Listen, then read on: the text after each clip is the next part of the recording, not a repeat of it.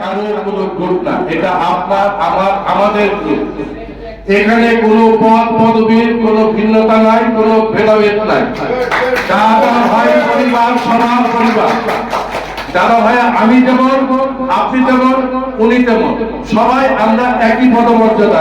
এখানে কোনো প্রকার ক্লাসিফিকেশন থাকবে না, আমি যেটা বিশ্বাস করি মনে প্রাণে। আরেকটি কথা, আমাদের বেলাল তালুকদার ভাই অত্যন্ত সুন্দর একটি কথা বলে গেছেন, আমি কথাটাকে নোট করে রেখেছি। সেই কথাটি হলো, দেখেন যে আজকে আমরা এক ভাই আরেক ভাইয়ের বিপদে যদি পাশে দাঁড়াতে না পারি, তাহলে কিসের মানবতা? মানুষ মানুষের জন্য। আসলে কি মানে দেখেন, আমরা রাস্তাঘাটে একজনের সাথে দেখা হলে চা নাস্তা খেয়ে কিন্তু 200 টাকা 300 টাকা 500 টাকা খরচ করে ফেলি। তো বেলাল ভাই যে কথাটা বলেছেন, আমরা অন্য কোন গ্রুপের সাথে যেরকম কোন একটা ট্রিপ সার্কুলার করলে 200 টাকা কমিশন দিতে হবে, 100 টাকা দিতে হবে, সেরকম না। অনলি দাদা ভাই গ্রুপের যারা অ্যাডমিন থাকবেন বা দাদা ভাই গ্রুপটাকে পরিচালনা করবেন, তারা মাসিক মাত্র 100 টাকা করে জমা করবে। এটা আমাদের সবার প্রয়োজনে। আপনার কি এই কথাটা দেখেন, যদি 100 টাকা মাসে হয়, আপনার প্রতিদিনে কত হবে? 3 টাকা কয়েক পয়সা। আমরা একটা পান খেতে কিন্তু 5 টাকা খরচ করি, একটা সিগারেট খেতে 16 টাকা খরচ করি, একটা ব্যান্সন সিগারেটের দাম 16 টাকা বা 20 টাকা।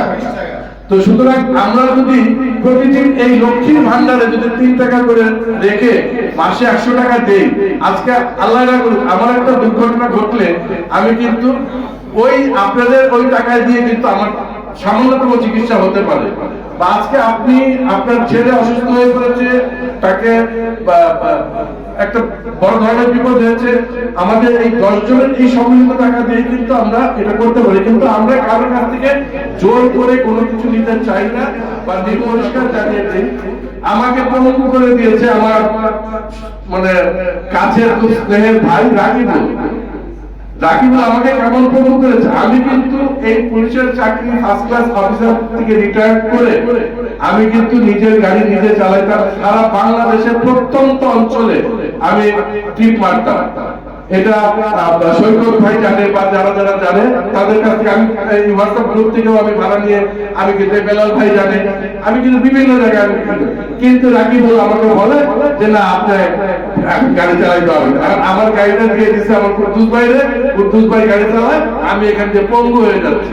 তো আপনারা দোয়া করবেন, আমি যতদিন বেঁচে থাকি আমি আরেকটা গাড়ি কেনার চিন্তা ভাবনা করছি।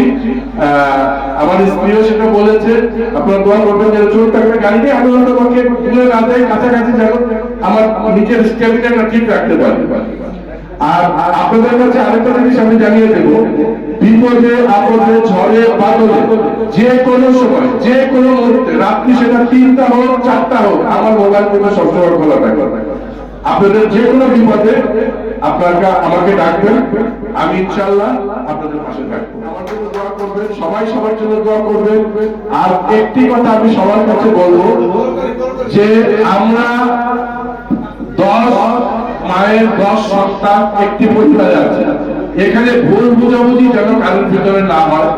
আমার একটি কথায় যেন আপনি মন খারাপ না করেন। আমি যদি কোনো ভুল করি, আপনি সরাসরি আমাকে বলবেন যে দাদা আপনি কাজটা ভুল করেছেন, তাহলেই মনে করবো যে আপনি আমার প্রকৃত বন্ধু। এখন আপনি যদি আমাকে সেটা জিজ্ঞাসা না করে বেলাল ভাইকে বলে দাদা তো এই কাজটা করছে, এটা কিন্তু হয়ে যায় গীবত। আর গীবতকারীকে আল্লাহ পছন্দ করেন না। আমরা যেটা হবে ভুল ত্রুটি আমরা নিজেরা সেটা সমাধান করবো, নিজেরা আলোচনা করবো। কারণ আমরা 10 মায়ের 10 সন্তান ভাই হয়ে আমরা থাকতে চাই। আর আমার মৃত্যুর শেষ দিন পর্যন্ত যেন আমি আপনাদের এবং আমাদের এই ড্রাইভার বলেন, মালিক বলেন, সবার পাশে থেকে সবার মানে ন্যূনতম সেবাটুকু করে যেতে পারি। এই দোয়াটুকু করবেন সবাইকে।